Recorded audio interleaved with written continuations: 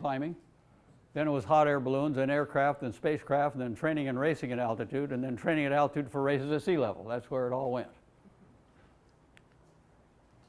And it started when altitude natives won at altitude in '68 Olympics.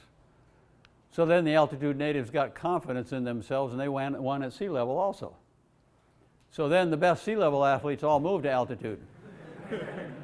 I've known athletes who sold houses at sea level and moved to altitude with their family to be better. Well, I'll tell you what, if you make that kind of commitment, you're going to train hard when you get to altitude. So how do you know it was the altitude that made you better? Typical altitude study. I've done them myself. When I coached at Oklahoma City University, take a group of Kansas, Oklahoma, and Texas college students, runners, test them at sea level, take them to altitude for 6 weeks, bring them back to sea level to see how better they got. So when you first tested them at sea level, what were they doing? Studying for finals. The temperature was 95 degrees.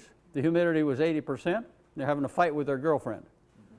Then we take them to altitude, school's over, they got nothing to do but eat and sleep and train. The weather's cool and the humidity is 6%, and they come down and they go better. Boy, that altitude is the answer, isn't it? Come on. I mean, I'm all for altitude training, and I did my dissertation on altitude training, but I don't think it makes you any better than sea level training does. It might speed up you getting there to your best. But the big advantage of altitude is most people, when they go to altitude, go in the summer, and they're leaving miserable, hot, humid, sea level weather to go to cool, dry weather. And I'm all for that. If they could go to another sea level city that was cool and dry, do that. You know, if altitude's the answer, and a lot of people say that.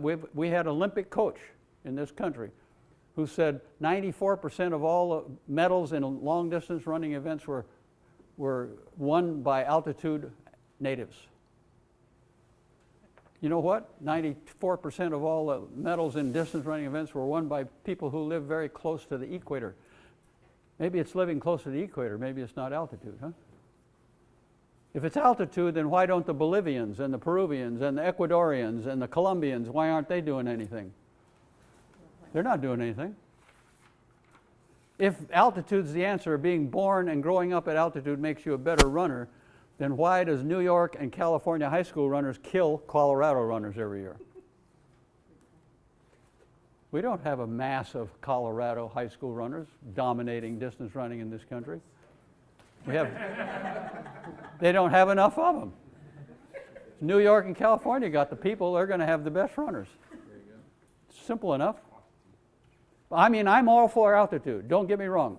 I think it's great, and the reason it's great is because if you have the time to go in the summer, you're going to cool, dry weather.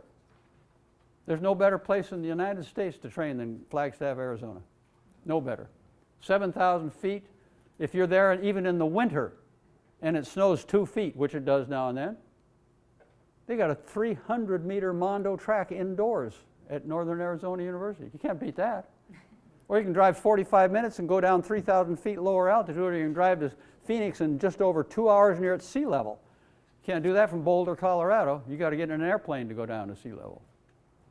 So it depends on the situation. Really does. And I'm all for it. But I don't believe that last statement, without altitude you can't be elite. Tell that to Joni Benoit. What was it, 35 years ago? She ran a 2:21 marathon. That's not bad. That is still battle for the gold medal today. And she never went one day to altitude in her life. Never. Now, I can't argue that if she had gone to altitude, she would have been even better. I can't argue that. But I know how good she was without it.